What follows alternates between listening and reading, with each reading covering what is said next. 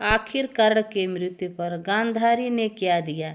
दोस्तों, आखिर मरते हुए कर्ण को गांधारी ने क्या दिया था। महाभारत का युद्ध समाप्त हो चुका था। माता गांधारी श्री कृष्ण से मिलने द्वारिकापुरी जाती हैं। गांधारी को आते देख श्री कृष्ण कहते हैं, प्रणाम माते, मेरे अहो भाग्य की आप यहाँ पधारे। मेरा मान बढ़ गया माते, कैसे कष्ट किया आपने। माता गांधारी बोली, मैं तुमसे कुछ पूछना चाहती हूँ।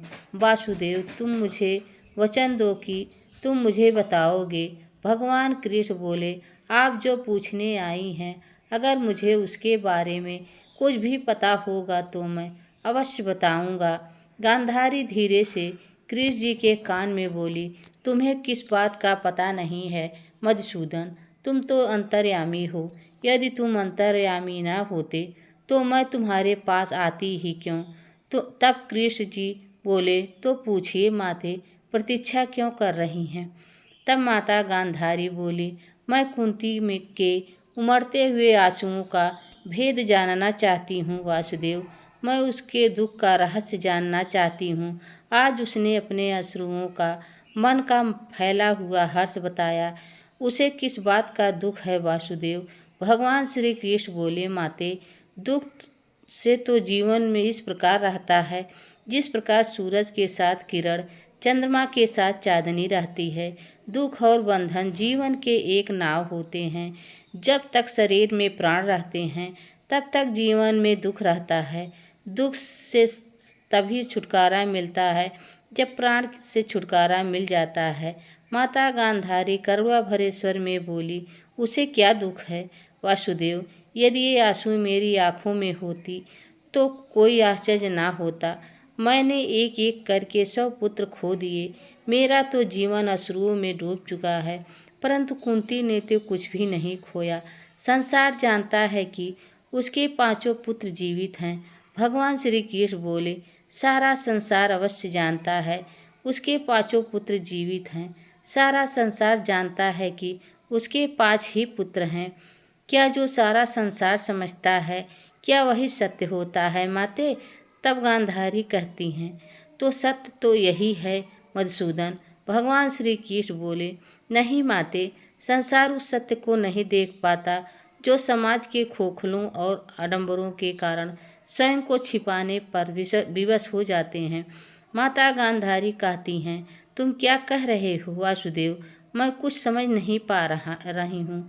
यदि यह सत्य नहीं तो सत्य क्या है। भगवान श्री कृष्ण बोले, सत्य यही है कि बुआ कुंती के 5 नहीं 6 पुत्र थे। गांधारी बोली, नहीं, यह कदापि नहीं हो सकता। भगवान श्री कृष्ण बोले, अगर ऐसा नहीं हुआ होता माते, तो आपको उनके अश्रुओं में अंगारों जैसे गर्मी का अनुभव भी नहीं हुआ होता। माता गांधारी थोड़ा डर सी गई और दबी हुई आवाज में बोली, किंतु उनका 6वां पुत्र कौन था। तब भगवान श्री कृष्ण बोले, अंगराज कर्ण। हाँ माते, अंगराज कर्ण कुंतेय था। पांडवों के ज्येष्ठ भ्राता का जन्म बुआ कुंती के विवाह से पूर्व सूर्यदेव के वरदान से हुआ था, लेकिन कुंवारी माता कहलाने के लांछन से उन्हें इस सत्य को छुपाना पड़ा। माता गांधारी रोते हुए बोली, हमारा कर्ण कुंती पुत्र था तो कुंती ने बताया क्यों नहीं। यदि यह केवल मुझे ही बता देती तो ईश्वर की सौगंध यह महाभारत नहीं हुआ होता। भगवान श्री कृष्ण थोड़ा गंभीर स्वर में बोले, लोग यदि परंतु बड़ी निर्दयता से करते हैं माते। लोग यही कहते हैं, यदि ऐसा ना हुआ होता तो ऐसा होता, और अगर ऐसा हो जाता तो ऐसा होता। किंतु इतना लोग नहीं जानते कि इस यदि शब्द के हाथ इतने छोटे होते हैं कि वह मनुष्य के भाग का लेख और होनी नियति के पास भी नहीं पहुंच सकते। उसे रोक पाना भी बहुत दूर की बात है।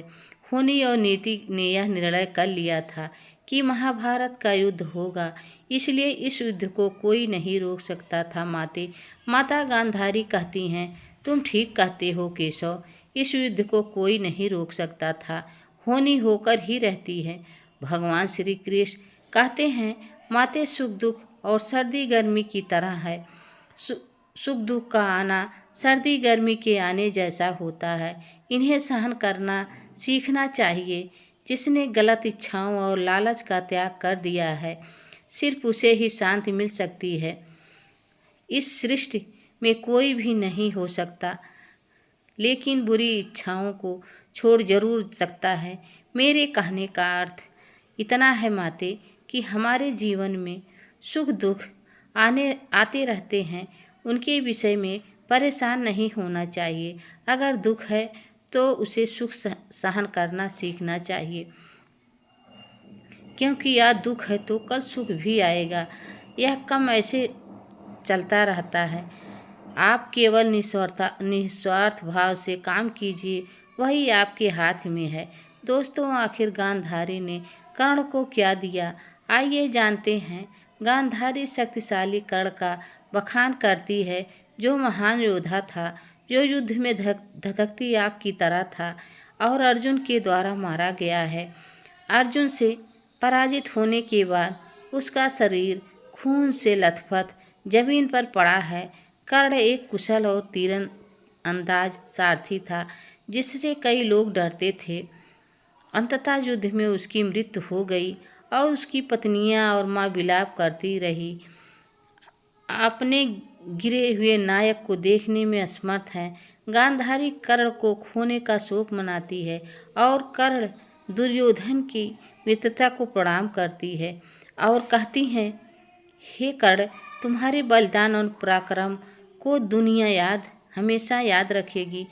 तो दोस्तों, इस कहानी से यह सीख मिलती है कि हमें अपने जीवन में सुख दुख की चिंता करने के बजाय निरंतर कर्म करते रहना चाहिए। तो दोस्तों, यह वीडियो आप सबको कैसी लगी कमेंट में ज़रूर बताना। चैनल पर नए हो तो लाइक सब्सक्राइब ज़रूर करना। तब तक के लिए जय श्री कृष्ण, राधे राधे, धन्यवाद।